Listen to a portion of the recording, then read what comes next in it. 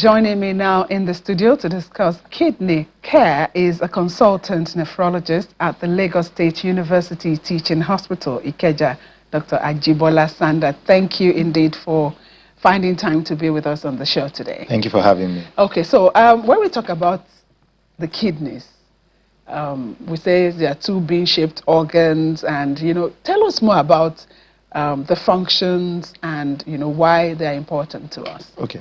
So, like you mentioned, the kidneys are two small bean-shaped organs located in the lower part of the back of the abdomen. And of the back? Of the abdomen. Okay. Yeah, which is the reason why when people feel pains around the kidney, they say it's the loin area. They are very important. I will give you context. The kidney receives 25% of the blood supply. So if an organ is receiving 25% of blood pumped out, you can imagine how important that organ is. The major function of the kidney is to help us to excrete waste products from the body. Waste products gotten from food, from medication, breakdown products of metabolism in the body. So the kidney filters that the blood that comes through, removes the waste products and passes it out in urine. Now, in people who have issues with the kidney, that is one of the major issues they first have. They cannot excrete waste products. It builds up in the body, becomes toxic, and can affect different parts of the body, the brain, the eyes, the heart, everything like that. Other functions the kidney does. The kidney helps in producing the red blood cells. So there are some proteins we call erythropoietin produced by the kidney, and this helps to build up our red blood cells. The kidney helps in bone metabolism and stabilization. So 8,000 and, all of these endocrinological metabolic functions the kidney performs. And in people who now develop kidney diseases, some of these or most of these functions are lost. And that's where we have issues. Okay, and we really don't want people to have issues. And that's why we are having this conversation. Yes. Okay, what are those things that we can do as individuals, that can affect the kidneys? Okay, like I tell most people, the best treatment for kidney disease is prevention, especially in this type of environment where we are, a resource-poor society where majority of people pay out of pocket. So what are the commonest things that would cause kidney damage? There is a big entity that we call glomerulonephritis. I don't want to speak medicine over here. Down. Exactly. We have filters within the kidneys that help us to filter the blood to remove the waste products. When these filters are affected, they are called the glomerulus. So the inflammation of these filters is basically glomerulonephritis. And things like toxic substances from all these our sachets, agbo, all these drinks that you cannot identify the source, painkillers. But the commonest things that cause injury to the kidneys are diseases like diabetes and hypertension. Other diseases like sickle cell, retroviral disease. We have what we call autoimmune conditions, where you have the body recognizing a part of the body as foreign. It can also recognize the kidney as foreign, cause damage to the kidney. And all of these things can affect the kidney in the long run. We have things like blood loss, things like your streptococcal infection affecting the throat, your bacterial infection. All of these things can also affect the kidney in an acute setting and cause an acute kidney injury. Okay, we'll come to acute kidney injuries and, chronic and all of that. You mentioned painkillers and, it just rang a bell somewhere. When you say painkillers, don't we take painkillers? Yes, so in excess, painkillers taken in excess, especially the ones we call the non-steroidal anti-inflammatory drugs. So when it's taken in excess, they are toxic to the kidney. And you have a lot of people who have chronic pain issues, from arthritis to a broken bone, to even things like sickle cell disease. They are regularly on painkillers, and it's taken above the daily recommended dosage. And it's toxic to the kidney and can affect the kidney. I'm talking about the herbal concoction you mentioned. Yes. Earlier. So one of the common causes that we are finding, especially in this kind of environment, is what we call toxic nephropathy.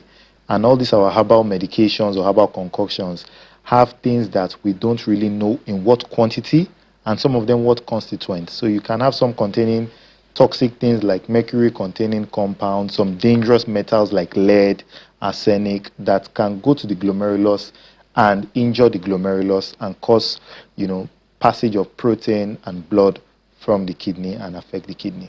Yeah. Because some people would argue, my forefathers took agbo, even my mom is taking it, why? Yes. And she's fine. Why should I not take herbal concoction? So the answer to that argument is, if these things can be regulated, the contents and in what quantity, we can find it.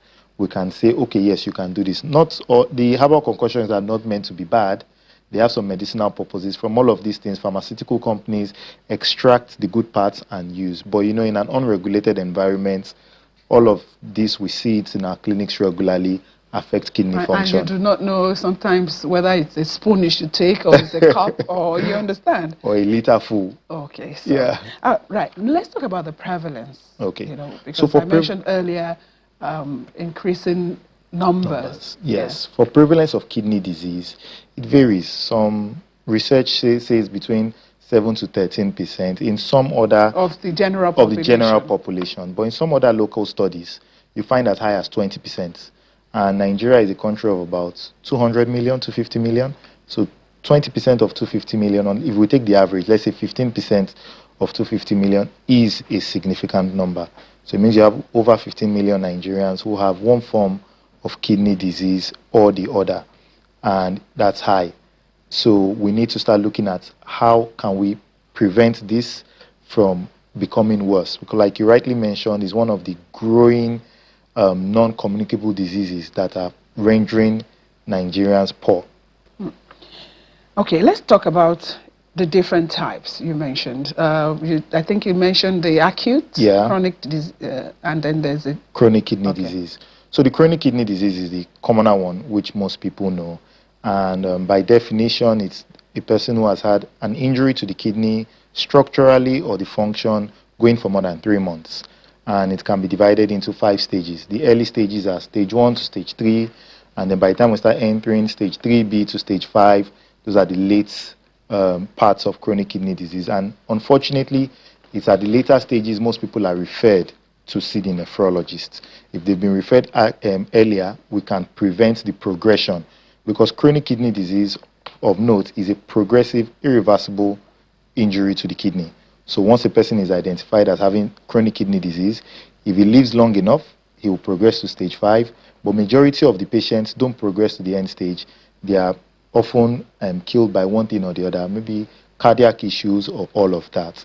And then for the acute kidney injury, it's sudden deterioration in renal function from hours to days, and it can be caused by blood loss, can be caused by diarrhea, infection, maybe some obstruction to the kidney, to the flow of urine by a stone, so those are the things that cause acute kidney injury, and it is reversible in the acute stages. And the acute one too can also be staged into different categories, but of note is that it is reversible. But the chronic kidney disease is a progressive, irreversible decline in renal function. Because it's been there for a long time. For a long time, yeah. And the common causes are diabetes, hypertension, glomerulonephritis, some other common conditions, sickle cell disease, retroviral disease. It could be autoimmune conditions, like I mentioned earlier. Autoimmune conditions are the body recognizing another part of the body as foreign. So with chronic kidney disease, the advice is refer early to see a nephrologist, because we can always slow down the progression so the patient doesn't need to end up having dialysis or a kidney transplant. So the late referral you mentioned is a very important factor, because if it's late, as you mentioned, then a whole lot of things may have gone wrong. What are those signs? Should people warn? Should we wait for signs? We'll talk about the signs that can lead or point to the fact that there's something going on wrong with the kidneys. But should we wait for signs? No. So unfortunately, people with all of these risk factors that we've mentioned earlier should have annual screening, from their urinalysis test to their kidney function test. But the earliest marker of kidney injury is passage of protein in the urine. Some people will notice frothiness in their urine. When you have frothiness in your urine, go to see a doctor. Let them screen the urine for passage of protein in the urine. That's the earliest marker of kidney injury. Protein in the urine can cause progression of kidney injury. In itself, can affect other vessels and cause issues within the cardiovascular system. So once you see protein in the urine, it's at that point that you want to be seen by a physician, especially a nephrologist. But there are other signs, late So for the later signs, at that point, it's bad when the patient starts presenting with what we call uremic symptoms: hiccups, nausea, vomiting, passage of black colored stool, drying of the skin, seizures. At that point, you want to do dialysis, But prior to that, the early signs, like we're trying to prevent progression, is passage of protein in the urine. In some people, leg swelling, early morning facial puffiness, but these ones also mean it has sort of progressed. Yeah. And urinalysis, is it, Oh, what's it's the cost like? very inexpensive. So the dipstick urinalysis that we usually do does not look for the microalbumin. That's less than 1,500. But the microalbuminuria, which is the one that is the earliest marker, should be around 3,000 to 4,000 naira. Yeah. So that in itself, It's cheap. it's largely affordable. Largely. And at least you can prevent or pick whatever it is that may be Early. going wrong Yes. early. Before we go on break, let's talk about those that are at risk. Or is it everyone at risk, young or old? Oh, no. So those at risk are those who have the risk factors like we rightly mentioned. So diabetes, hypertension, family history of kidney disease, sickle cell, retroviral disease, those with autoimmune conditions, those who have bad habits of taking all of these things that are injurious to the kidney, using over-the-counter medications indiscriminately, painkillers, the herbal concoctions like we rightly mentioned that can constitute toxic substances that affect the kidney. So all of those are people who are at risk. But the general population, I think everybody should screen, once in a while, once you're above the age of 35, 40, screen maybe every year, and see what's going on there. Younger people, children? We have children coming down with kidney disease, but there are specific issues that would cause it. Commonest is obstruction. So you have a child who is born with some congenital abnormality affecting that area, or you have a child having some childhood diseases, like the glomerulonephritis I mentioned earlier, can feature in childhood, not commonly. These ones would have been picked up by the pediatricians early, but largely it affects adults in the 3rd to 4th decade of life and above. Okay, we'll just take a quick break, and when we come back, Dr. Sanda will still be here to answer your questions. It will be time for you to join us in this conversation. You can take down the number 0808 054 2233. Do join us again.